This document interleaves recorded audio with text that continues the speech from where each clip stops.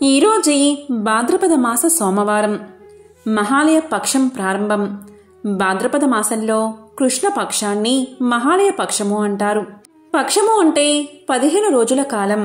మహాలయము అంటే గొప్ప వినాశము లేదా మరణము అని అర్థం. మహాలయ పక్షము లేదా పితృపక్షం ఈ నెల 21 అమావాస్యతో ముగుస్తుంది. మరి ఎంతో విశేషమైన ఈ మహాలయ పక్షంలో ఈ కథను వింటే చాలు, దోషాలు తొలగిపోతాయి, పితృదేవతల అనుగ్రహం మీకు కలుగుతుంది. మరి ఆ కథ ఏంటో ఇప్పుడు విందాం. ప్రాచీన కాలంలో రుచి ప్రజాపతి మాయామోహన్ నుండి విడివడి నిర్భయుడై ఎక్కువ జపతపాదులు ఆచరిస్తూ, కర్మలను గావిస్తూ, తక్కువగా నిద్రిస్తూ, నిరహంకార భావంతో గొప్ప నియమబద్ధ ఆధ్యాత్మిక జీవితాన్ని ఈ భూమిపై గడపసాగాడు. క్రమంగా అగ్నిహోత్రాన్ని, గృహస్థ ఆశ్రమాన్ని త్యజించి ఒక పూట భోజనం చేస్తూ ఒంటరిగా తిరుగుతూ ఉండగా పితృదేవతలు అతనికి దర్శనమిచ్చి ఇలా పలికారు: వత్స, నీవింకా వివాహం ఎందుకు చేసుకోలేదు? అది ఉన్నత గృహస్థ ఆశ్రమానికి ద్వారమని, అది స్వర్గం మోక్షప్రాప్తికి మార్గమని నీకు తెలియదా? గృహస్థులు మాత్రమే అందరికీ పనికొస్తాడు. సమస్త దేవతలను, పితరులను, ఋషులను, అతిథులను, యాచకులను భోజనం ద్వారా, పూజా దానాల ద్వారా సంతృప్తిపరిచి ఉత్తమ లోకాలను చేరుకోగలరు. దేవతలను స్వాహా మంత్రాలతోనూ, పితరులను స్వదా మంత్రాలతోనూ, అతిథులను, భ్రాతులను అన్నదానంతోనూ ఆనందింప చేయగలడు. అలా చేయకపోవడం వల్ల నీ పితృదేవతా రుణాలు తీరకుండా మిగిలిపోతాయి. అలాగే మనుషులకు, ఋషులకు, అన్య జీవాలకు కూడా నువ్వు రుణపడిపోతావు. పుత్రోత్పత్తి, దేవపూజ, పితృతర్పణాలు చివరి దశలో, సన్యాసాన్ని స్వీకరించడం స్వర్గానికి సోపానాలు. నీవు మొదటి మెట్టు కూడా చేరుకోలేదు. ఓ పుత్రా, ఈ అన్యాయం వల్ల నీకు కలిగేవి కష్టాలు మాత్రమే. నీవు మరణించాక నరకానికే పోతావు. మరుజన్మలో కూడా కష్టాలే ఎక్కువగా అనుభవం అవుతాయి అని పితృదేవతలు చెప్పగాని రుచి మిక్కిలి వినయంతో ఇలా సమాధానం చెప్పాడు: ఓ పితృదేవతలారా, మహానుభావులారా, మానవ జీవితంలో దేనినైనా పరిగ్రహించడం అత్యంత దుఃఖాన్ని, పాప సంగ్రహాన్ని, అనంతకాలంగా అధోగతిని కలుగచేస్తుందని, అందుచేత దేన్ని గ్రహించని వాడే ధన్యుడని విని ఉన్నాను. అందుచేత అనార్థులకు మొదటి మెట్టు అయిన స్త్రీని పరిగ్రహించడానికి నేను మొగ్గు చూపలేదు. క్షణంలోనే అన్ని పుణ్యాలను నాశనం చేసే శక్తి స్త్రీకి ఉంది. అందుకే నేను దాన్ని ఆశించలేదు. తన ఆత్మను నిర్మలం చేసుకోగలిగిన వాడే నా దృష్టిలో ధన్యుడు, ముక్తుడు. ఎంతోమంది అనేక విధాలుగా సాంసారిక కర్మలనే రూపాన్ని ధరించి మనిషిని పంకిలంలో కూరుకుపోయేటట్లు చేసే కుటుంబ జీవనాన్ని వర్ణించారు. ఇంద్రియాలకు లొంగిపోయే మనిషి స్త్రీ వెంట పరుగులు పెడతాడని వివరించారు. నేను జితేంద్రియ పురుషుణ్ణై తత్వజ్ఞానం అనే తేటనీటిలో నా ఆత్మ ప్రక్షాళనాన్ని చేసుకుంటున్నాను అని పితృదేవతలకు తెలియచేశాడు రుచి. దాంతో పితృదేవతలు ఇలా అన్నారు: నాయనా, నీవు పలుకుతున్న ప్రక్షాళన కార్యక్రమం అందరికీ ఆచరణీయం కాదు. అది లోక కళ్యాణ కారకం కాదు. మనిషికి కొన్ని ధర్మాలు ఉన్నాయి. పూర్వజన్మల నుంచి తెచ్చుకున్నవి, ప్రారబ్ధ కర్మ ఫలాలు ఉంటాయి. వాటిని బట్టి జన్మ బంధాలు ఏర్పడతాయి. అయితే ధర్మం కోసం చేసే పనికి చెడు అనేదే అంటదు. గృహస్థ ధర్మము కూడా అటువంటిదే. ప్రారంభ పాప పుణ్యాలు దుఃఖ సుఖభోగాలతో పోతాయి. నీవు చెప్పిన ఆత్మ ప్రక్షాళనం ఆ సుఖదుఃఖ అనుభవాల ద్వారా జరిగిపోతుంది. దానివల్ల కర్మ బంధాల నుంచి రక్షణ కూడా చేయబడుతుంది. నీ వివేకంతో సంసారంలో ఉండి కూడా ఆత్మను రక్షించుకోగలవు అని చెప్పారు పితరులు. అది విన్న రుచి ఇలా అన్నాడు: ఓ పితృదేవతలారా, కర్మ మార్గం ద్వారా అవిద్య, మాయా బలపడతాయని వేదాల్లో చెప్పబడి ఉంది. మీరంతా నన్ను ఆ మార్గంలోకి వెళ్ళమని బలవంతం పెడుతున్నారు ఎందుకు అన్నాడు. దానికి పితృదేవతలు ఇలా పలికారు: నాయనా, కర్మ ద్వారా దుఃఖం పెరుగుతుంది అనే మాట అసత్యం కాదు. కానీ విద్యావంతుడవడం కూడా ఒక కర్మే కదా. మాయను అవి విచ్ఛిన్నం చేసే విద్య కూడా సంసారంలో భాగమే కదా. సజ్జనులు ఎప్పుడూ కూడా శాసన ప్రతిపాదితులైన వివాహ కర్మలను ఉల్లంఘించారు. వాటి ద్వారానే మోక్షం ప్రాప్తిస్తుంది. ఎవరి కర్మను వారే చెయ్యాలి. అలా చేయనివారు అధోగతి పాలవుతారు. అపరిగ్రహం ఆత్మ ప్రక్షాళన హేతువే కాని అదే అపరిగ్రహం. కర్మల విషయంలో అపరిగ్రహమైన ఒక స్త్రీని పరిగ్రహించి ఆమెను ఉద్ధరించి నీవు ఉద్ధరించబడుతున్నావు కదా. వంశాన్ని అభివృద్ధిపరచి యజ్ఞ యాగాదులు చేసి దాన ధర్మాలను నిర్వర్తించిన వాడే నిజమైన మనిషి. వాడికి నిజమైన తోడు నీడ స్త్రీయే. నువ్వు వివాహం చేసుకోక వంశాభివృద్ధిని అరికట్టి పాపంలో కాలిపోతున్నావు.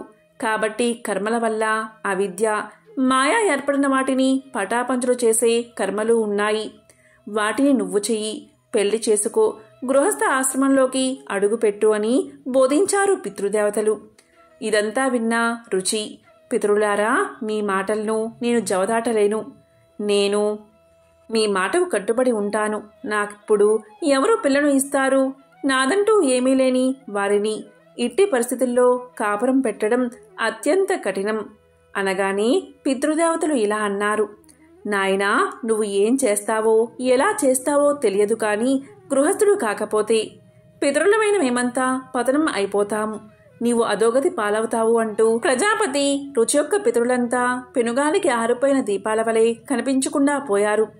ఏదో వినయం కొద్దీ తనకి ఎవరూ పిల్లనివ్వరు అన్నాడే కాని ఈ రుచి ఒక విప్రోత్తముడు. అందువల్ల అతను స్త్రీ కోసం కాకపోయినా కర్తవ్యం కోసం అడవిలోకి పోయి ఒకే చోట కదలకుండా కూర్చుని 3 దివ్య సంవత్సరాల పాటు కఠిన తపస్సు చేశాడు. ఇక బ్రహ్మదేవుడు ప్రసన్న వదనంతో ప్రత్యక్షమై, ఓ విప్రోత్తమా, ఏమిటి నీ కోరిక అని అడిగాడు. దానికి రుచి బ్రహ్మదేవుణ్ణి చూసి ఇలా అన్నాడు. సంపూర్ణ విశ్వానికే గతిని ప్రసాదించే బ్రహ్మదేవుడికి తన గతిని వివరించి తన పితరుల అభిలాషను వర్ణించాడు. దానికి బ్రహ్మ ఇలా సమాధానం చెప్పాడు. ఓయి విప్రోత్తమా, నీవు ప్రజాపతివి కాగలవు. నీ ద్వారా ప్రజలు సృష్టించబడవలసి ఉన్నది. ప్రజోత్పత్తిని గావించి నీ పితరులకు శ్రాద్ధ పిండదానాలు చేసి వారి అభిలాషను తీరుస్తావు. కాబట్టి నీ పితరులు చెప్పిన స్త్రీని పరిగ్రహణం మిక్కిలి ఉచితమైనది. కాబట్టి ఈ విషయాన్ని ధ్యానముంచుకుని నీవు నీ పితరులనే పూజించు. వారే నీ సర్వ కోరికలను నెరవేరుస్తారు.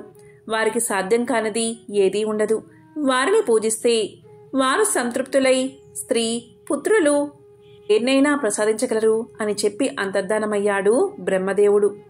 అప్పుడు మహర్షి అయిన రుచి నదీ తటాక ప్రదేశానికి పోయి అక్కడ ముందుగా తన పితరులకు తర్పణాలు ఇచ్చి వారిని సంతృప్తి పరిచాడు. తరువాత ఏకాగ్రత భక్తిపూర్వకంగా వారిని స్తుతిస్తూ ఆరాధించాడు. రుచి ద్వారా ఈ విధంగా స్తుతించబడిన తేజస్వరూపమైన అతని పితృగలం వారందరూ దశ దిశలను వెలుగుతో నింపి ప్రకాశిస్తూ అతనికి ప్రత్యక్షమయ్యారు. అతను వారిలో ప్రతి ఒక్కరిని మంత్రసహితంగా గంధ అక్షింతాదులతో పూజించాడు. దీంతో పితరులు మిక్కిలి ప్రసన్నులై ఏం కావాలో కోరుకోమన్నారు. రుచి బ్రహ్మదేవుడు తనను ప్రజాపతి కావాలని ఆదేశించాడని విన్నవించి దానికి కావాల్సిన సంతాన ఉత్పత్తి సామర్థ్యాన్ని తనకు తగిన శ్రేష్ఠురాలు అయిన దివ్యపతిని ప్రసాదించమని వేడుకున్నాడు. ఇక పితృదేవతలు రుచితో ఇలా అన్నారు. నీవు కోరుకున్నవన్నీ తీరుతాయి. నీకు ఒక స్త్రీ భార్యగా లభిస్తుంది. ఆమె ద్వారా పరమ పరాక్రమశాలి మహాత్ముడు బుద్ధిమంతుడు ఈ మన్వంతరానికి 3 లోకాలకు అధిపతి కాగల పుత్రుడు జన్మిస్తాడు. అతను బహుపుత్రవంతుడవుతాడు. నీవు ప్రజాపతివి 4 వర్ణాల ప్రజలను సృష్టించి ధర్మ తత్వజ్ఞానాన్ని పొంది స్థితిని పొందుతావు. ఇక నీ స్తోత్రం మమ్మల్ని ఎంతగానో సంతోషపెట్టింది. కాబట్టి ఇకపై మేము ఈ స్తోత్రం ద్వారా భక్తి శ్రద్ధలతో మమ్మల్ని ప్రార్థించిన వారి పట్ల ప్రసన్నులమై వారికి ఉత్తమ భోగాలను ఉత్తమ జ్ఞానాన్ని ఆయురారోగ్యాలను ప్రదానం చేస్తాము.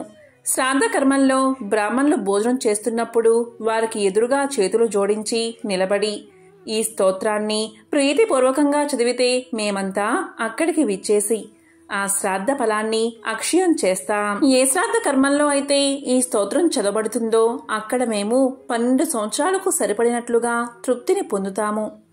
నాయనా రుచి, ఈ సంపూర్ణ స్తోత్రం ఒక చోట రాయబడి ఏ గృహంలో అయితే భద్రంగా ఉంచబడుతుందో ఆ ఇంటికి శ్రాద్ధకర్మ జరిగే వేళ మేమంతా స్వయంగా విచ్చేసి ఆ యజమాన్ని అనుగ్రహిస్తాము. కాబట్టి ఓ మహాభాగా, మాకు శ్రాద్ధం పెట్టినవారు బ్రాహ్మణ భోజన సమయంలో ఈయన ప్రవచనాస్తుతిని తప్పక వినిపించాలి అని చెప్పి పితరులు అంతర్ధానం చెందారు. ఇక పితృదేవతల కృప వల్ల ఆ సమయంలో ఆ నది మధ్య నుంచి రమలోచ అనే పేరుగల అప్సరస ఆవిర్భవించింది. ఆమె రుచితో ఇలా పలికింది: ఓ తపశ్రేష్ఠ, నేనొక అచ్చరను. వరుణపుత్రుడు మహాత్ముడైన పుష్కరుని ద్వారా నాకీ అతిలోక సుందరి అయిన కూతురు జన్మించింది. నీకు భార్యగా ఈ మానిని అనే పేరుగల సౌందర్య రాశిని దేవతలు నిశ్చయించారు. మీరు ఈమెను పరిగ్రహించండి. మీ దంపతులకు మనువే పుత్రుడుగా పుడతాడని చెప్పింది. ఇక రుచి అలాగే అని ఆ నదీ తీరానికే మహాముళ్ళందరినీ పిలిపించి వారి సమక్షంలో శాస్త్రోక్తంగా రుచి ఒక ఇంటివాడయ్యాడు. వారి పుత్రుడే 13వ మనువు రౌతుడు. రుచి ప్రజాపతి పితృదేవతల ముందు చేసిన స్తోత్రం. ఈ స్తోత్రాన్ని ఎవరైతే ఈ మహాలయ పక్షంలో ఒక్కసారైనా పఠిస్తారో లేదా వింటారో వారి యొక్క పితృదేవతలు సంతోషించి మిమ్మల్ని దీవిస్తారు. ఈ స్తోత్రాన్ని ఎవరైతే పఠిస్తారో వారి యొక్క పితృదేవతలు సంతోషించి స్వర్గానికి చేరుకుంటారు. కాబట్టి పరమ పవిత్రమైన ఈ పురాణ కథ మహాలయ పక్షంలో ఎవరైతే వింటారో వారి యొక్క జన్మల పాపాలు తొలగిపోయి కోటి జన్మల మహాపుణ్యం కలుగుతుంది. వారి యొక్క పితృదేవతలు సంతోషించి వారిని దీవిస్తారు. వారి వంశం దినదిన ప్రవర్ధమానంగా ఎదుగుతుంది. సకల శుభాలు కలుగుతాయి. ఇక ఈ మహాలయ పక్షంలో తప్పకుండా వినాల్సిన స్కాంద పురాణంలోని నాగరఖండంలోని ఒక కథ ఉంది. ఈ కథను మహాలయ పక్షంలో ఎవరైతే వింటారో వారికి తిరుగులేని రాజయోగం పడుతుంది. మహాభారతంలో దానశీలిగా పేరుగాంచిన కర్ణుడు మరణం అనంతరం స్వర్గలోకవాసం ప్రాప్తించింది. ఇక కర్ణుడు స్వర్గలోకం వెళ్తున్న సమయంలో ఆయనకు మార్గమధ్యలో ఆకలి దప్పికలు కలిగాయి. ఇంతలో ఒక పండ్ల చెట్టు కర్ణుడికి కనిపించింది. ఆ చెట్టుకు ఉన్న పండు కోసి కర్ణుడు తినబోతూ ఉండగా ఒక్కసారిగా ఆ పండు బంగారంగా మారిపోయింది. ఆ ఒక్కటే కాదు, ఎన్నిసార్లు ఎన్ని పళ్ళు కోసి తినేందుకు ప్రయత్నించినా అదే అనుభవం ఎదురైనది. చివరకు కనీసం దప్పికైనా తీర్చుకుందామని సెలయేరు వద్దకు చేరుకున్నాడు కర్ణుడు. దోసిటిలోకి నీటిని తీసుకుని నోటి ముందర ఉంచగానే ఆ నీరు కూడా బంగారంగా మారిపోయింది. స్వర్గలోకం వెళ్లినా ఆయనకు అదే పరిస్థితి ఎదురైనది. దాంతో ఆ దానశీలికి తాను ఏం తప్పు చేశాను అని, నాకెందుకు ఇలా జరుగుతుందని బాధపడుతున్నాడు. ఈ సమయంలో కర్ణ, నువ్వు దానశీలిగా ఎంతో పేరు సాధించావు. చేతికి ఎముక లేకుండా దానాలు చేశావు. ఆ దానాలన్నీ బంగారం, వెండి, డబ్బు రూపేణా చేశావు. ఒక్కరికి అన్నం పెట్టి ఆకలి తీర్చలేకపోయావు. అందుకే నీకీ దుస్థితి ప్రాప్తించింది అంటూ అశరీరవాణి పలికింది. దాంతో కర్ణుడు తన తండ్రి అయిన సూర్యుడి వద్దకు వెళ్లి తనను భూమిపైకి పంపాలని ప్రాధేయపడ్డాడు. సూర్యుడి వినతి మేరకు దేవేంద్రుడు కర్ణుడిని భూమిపైకి వెళ్లేందుకు అవకాశం ఇచ్చాడు. అప్పుడు దేవేంద్రుడు ఇలా పలికాడు: కర్ణ, వెంటనే మీరు భూలోకానికి వెళ్ళండి. అక్కడ ఉన్న అనాథులందరికీ అన్నం పెట్టండి. మీ మాతాపితరులకు తర్పణాలు వదలండి. తిరిగి స్వర్గలోకానికి చేరుకోండి అని చెప్పాడు దేవేంద్రుడు. ఇక దేవేంద్రుడి మాటపై కర్ణుడు భాద్రపద బహుళ పాడ్యమి రోజున భూమిపైకి చేరుకున్నాడు. పేదలు, బంధుమిత్రులందరికీ అన్న సంతర్పణం చేశాడు. పితృదేవతలకు తర్పణాలు వదిలాడు. తిరిగి అమావాస్య రోజున స్వర్గానికి చేరుకున్నాడు. ఎప్పుడైతే కర్ణుడు అన్న సంతర్పణలు, పితృతర్పణాలు చేశాడో ఆ సమయంలోనే ఆయన ఆకలి తీరిపోయింది. ఇక కర్ణుడు భూమిపైకి వచ్చి తిరిగి వెళ్లిన పక్షం రోజులనే మహాలయ పక్షము అని పిలుస్తారు. ఈ పక్షము అంటే ఈ 15 రోజుల్లో వచ్చే చివరి రోజే అమావాస్యగా పిలుస్తారు. ప్రతి ఒక్కరూ కులమతాలకు అతీతంగా కుటుంబంలో మరణించిన వ్యక్తులకు, స్నేహితులకు, గురువులకు, పితృదేవతలందరికీ తిలశ్రాద్ధాన్ని సమర్పించాలి. ఫలితంగా వారి అనుగ్రహం మీకు లభిస్తుంది. ఈ పక్షంలో అంటే ఈ 15 రోజుల్లో అన్ని వర్గాల వారు తమ పెద్దలు మరణించిన తిథిని బట్టి ఆయా తిథుల్లో తర్పణ, శ్రాద్ధ కర్మలు చేస్తారు. అందువల్ల దీనిని పితృపక్షము అని కూడా పిలుస్తారు. ఉత్తరాయణం దేవతల కాలం కనుక ఉత్తమ కాలమని, దక్షిణాయనం పితృకాలం కనుక అశుభ కాలమని మన పూర్వుల విశ్వాసం. ఈ మహాలయ పక్షంలో ప్రతి రోజు కానీ లేదా ఒక రోజు కానీ శ్రాద్ధాన్ని తప్పనిసరిగా చెయ్యాలి. అలా చేసిన వారి పితరులు సంవత్సరం వరకు సంతృప్తులు అవుతారని స్కాంద పురాణం నాగరఖండం చెబుతుంది. విధిరాత నుంచి తప్పించుకునే శక్తి మానవులకు ఉంటుందా? మనకు మన మరణం గురించి ముందే తెలిస్తే ఆ మరణాన్ని మానవుడు తప్పించగలడా? దాని గురించి ఈ కథలో ఇప్పుడు తెలుసుకుందాం. పూర్వం ఒక ఊరిలో ఒక గొప్పవాడైన పండితుడైన బ్రాహ్మణుడు ఉండేవాడు. అతను ఒక రోజున పక్క ఊరిలో ఉన్న తన చిన్ననాటి స్నేహితుణ్ణి కలవడానికి బయలుదేరాడు. ఆ చిన్ననాటి స్నేహితుడు మూగవాడు, అలాగే ఒకే ఒక కాలు మాత్రమే ఉన్న వికలాంగుడు. అలా ఆ పండితుడు స్నేహితుణ్ణి కలవడానికి ఉదయమే బయలుదేరాడు. ఆ ఊరిని చేరాలి అంటే మధ్యలో 2 లేదా 3 ఊర్లు దాటాలి. అలా ఆ పండితుడు నడుచుకుంటూ బయలుదేరాడు. అలా వెళ్తున్నా అతనికి మార్గ మధ్యలో ఒక వ్యక్తి కలిశాడు. అప్పుడు ఆ పండితుడు ఆ వ్యక్తిని పేరు అడగగా తన పేరు మహాకాలుడు అని చెప్పాడు. అప్పుడు ఆ పండితుడు ఎలాగో నడుస్తూనే వెళ్ళాలి కదా, అతనితో మాట్లాడుకుంటూ వెళ్ళవచ్చు అని అనుకున్నాడు. ఆ విధంగా ఇద్దరూ మాట్లాడుకుంటూ ముందుకు వెళ్తున్నారు. అలా వెళ్తూ ఉండగా మధ్యలో ఒక చిన్న ఊరుకు చేరగానే ఆ మహాకాలుడు పండితుడితో ఇలా పలికాడు. మహాత్మా, మీరు నడుస్తూ ఉండండి. నాకు ఇక్కడ ఒక చిన్న పని ఉంది. నేను ఆ పనిని పూర్తి చేసుకుని మిమ్మల్ని ముందు దారిలో కలుస్తాను అని చెప్పి అతను ఆ ఊరిలోకి వెళ్లిపోయాడు. ఆ పండితుడు సరే అని చెప్పి ముందుకు కదిలాడు. అలా కొద్దిసేపటికి ఆ ఊరిలో ఒక వ్యక్తిని పశువులు తొక్కి చంపేశాయి అనే వార్త పండితుడికి వేరే వాళ్ల వల్ల తెలిసింది.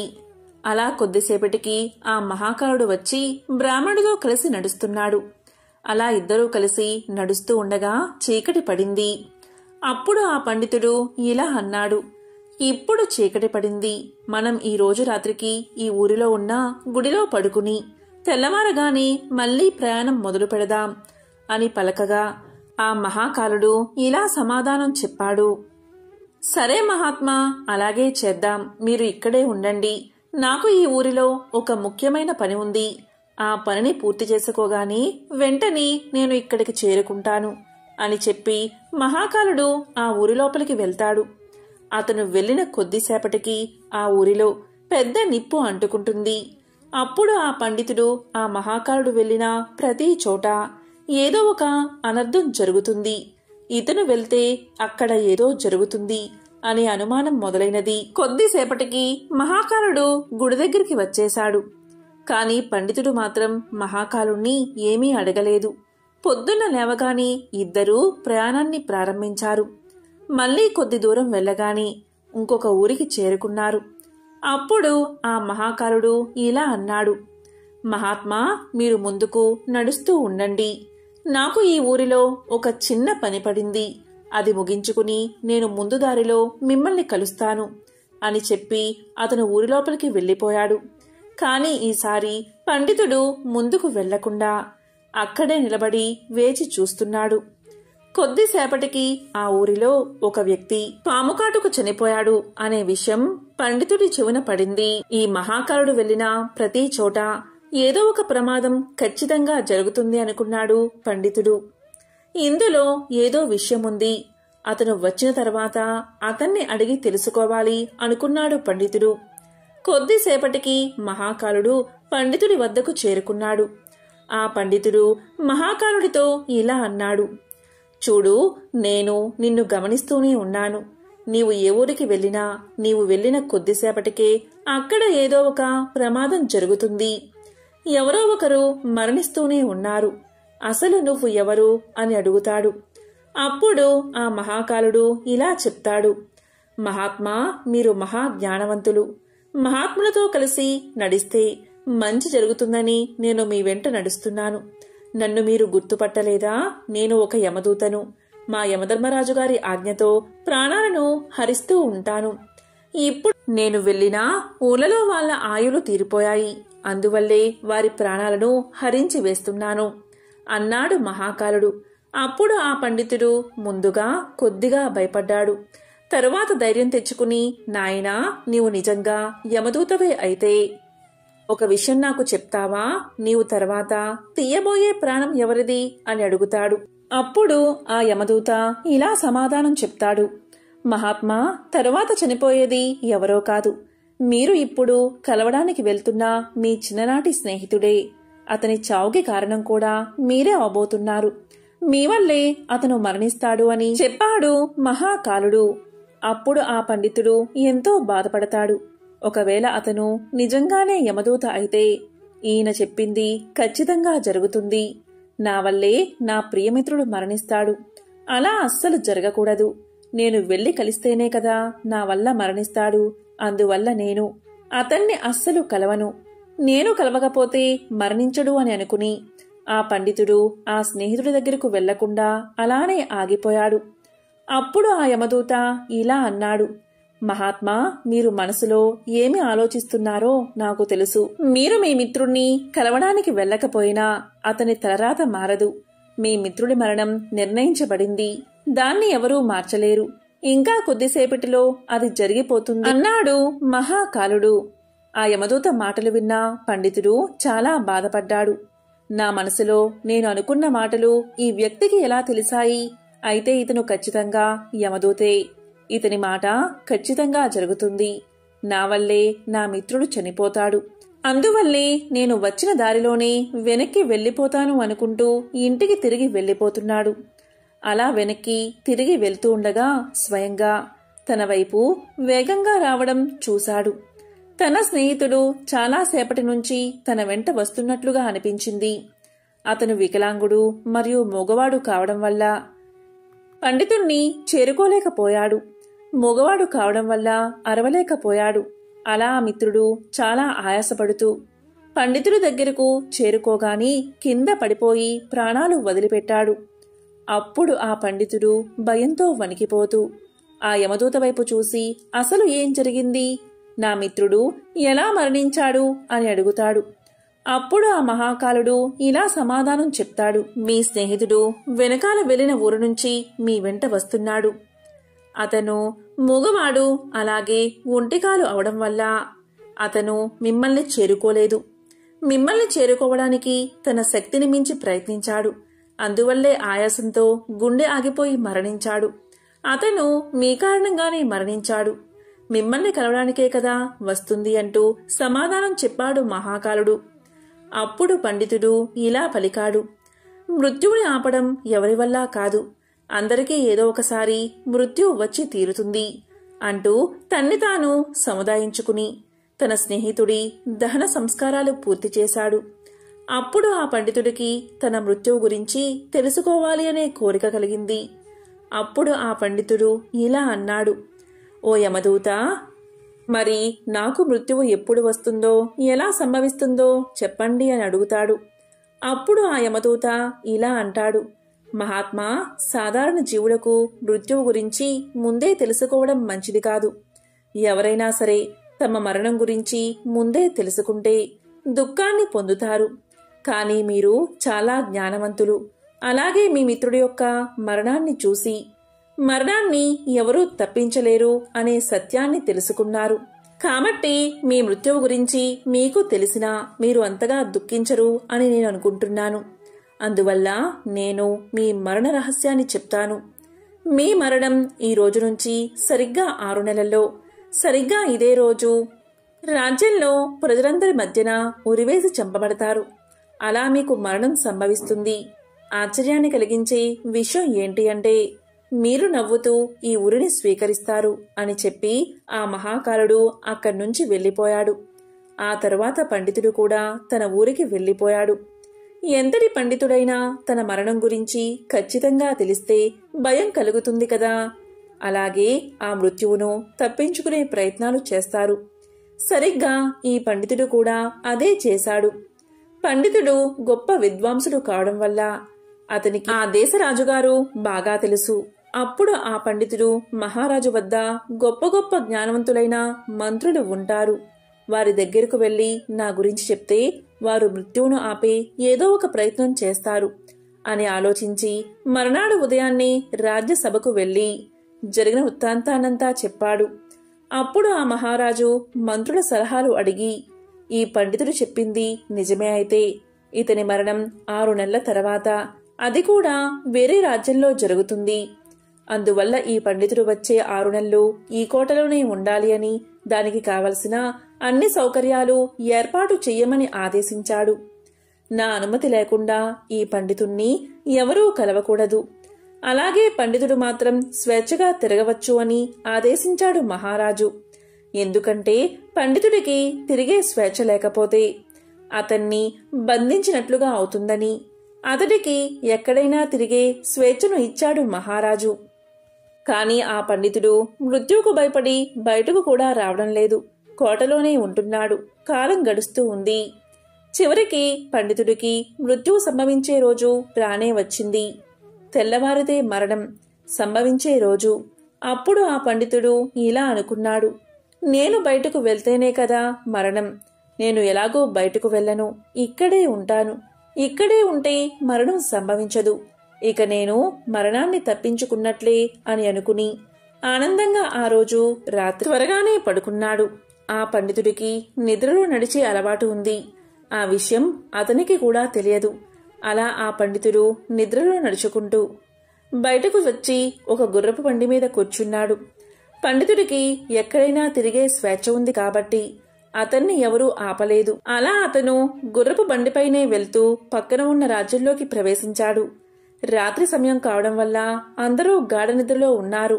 ఆ పండితుడు గుర్రపు బండి దిగి నడుచుకుంటూ నేరుగా మహారాణి పడక గదిలోకి చేరుకుని మహారాణి మంచంపైనే పడుకున్నాడు. తెల్లవారుజామునే మహారాజు పండితుడు మహారాణి పక్కన పడుకుని ఉండడం చూసి కోపంతో ఊగిపోయాడు. వెంటనే భటుల్ని పిలిపించి ఆ పండితుడిని బంధించి కారాగారంలో పడేశాడు. కాని పండితుడికి ఏమీ అర్థం కాలేదు. అసలు తాను ఈ రాజ్యంలోకి ఎలా వచ్చాడో తెలియడం లేదు. ఆ పండితుణ్ణి రాజ్యసభలో ప్రవేశపెట్టారు. పండితుణ్ణి చూడగానే మహారాజు కోపంతో ఊగిపోతూ పండితుడికి ఉరిశిక్షను విధించాడు.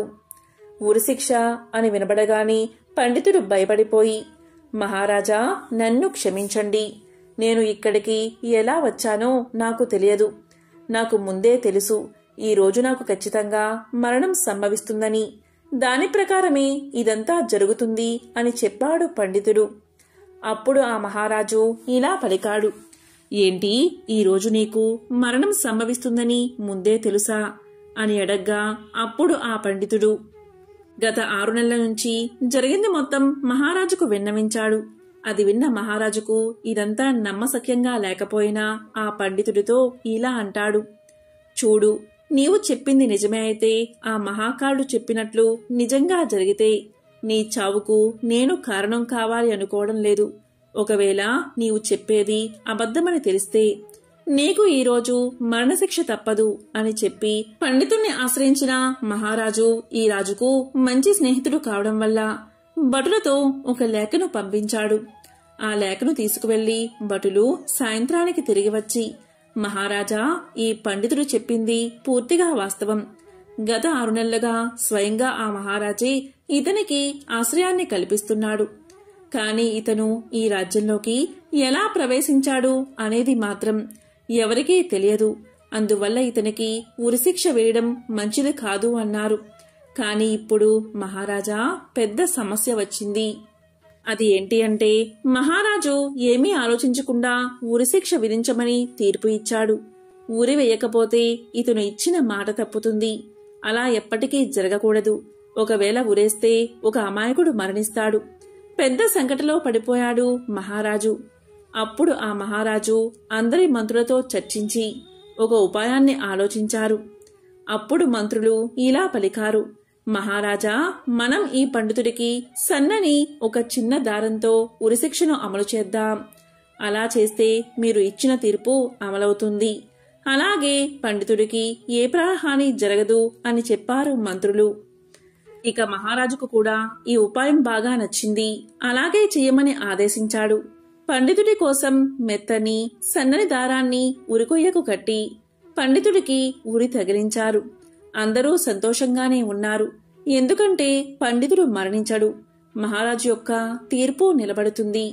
ఇక పండితుడికి కూడా సంతోషంగానే ఉంది. ఎందుకంటే ఇంత సన్నని దారంతో మృత్యువు లభించదు అని సంతోషిస్తున్నాడు. అందరూ చూస్తూ ఉండగానే ఒక పెద్ద గాలి వచ్చి ఆ సన్నని దారాన్ని తెంపేసింది. దాంతోపాటు పండితుడు కూడా నేలమీద పడిపోయాడు. ఏం జరిగింది అని అందరూ వెళ్లి చూడగా ఆ సన్నని దారమే ఆ గాలి వేగం వల్ల పండితుడి యొక్క గొంతు తెంపేసింది. దీంతో గొంతు తెగి అధిక రక్తస్రావం అవడం వల్ల అందరూ చూస్తూ ఉండగానే ఆ పండితుడు నేలమీద పడి మరణించాడు. చివరకు మహాకారుడు చెప్పినట్లే జరిగింది. అందరూ ఆశ్చర్యపోయారు. ఇంత సన్నని దారంతో మరణం ఎలా సంభవిస్తుంది? అయినా మృత్యువును ఎవరూ ఆపలేరు. మరణ సమయం నిశ్చయమైతే ఎన్ని ప్రయత్నాలు చేసినా దాన్ని ఎవరూ తప్పించలేరు అని అందరూ అనుకున్నారు. ఆ పండితుడికి తన మరణం గురించి ముందే తెలిసి ఉండకపోతే ఈ 6 నెలలు దాక్కుని భయంతో జీవించేవాడు కాదు. ఎంతో సంతోషంతో 6 నెలలు జీవించేవాడు. అందుకే విధిరాతను ఎవరూ తప్పించలేరు. కాబట్టి ఎంతో పవిత్రమైన విశేషమైన ఈ కథలను విన్నా, చదివినా, చెప్పినా, వినిపించినా జన్మల పాపాలు తొలగి కోటి జన్మల పుణ్యం వస్తుంది. సకల శుభాలు కలుగుతాయి. ఓం నమో నారాయణాయ. ఓం నమః శివాయ.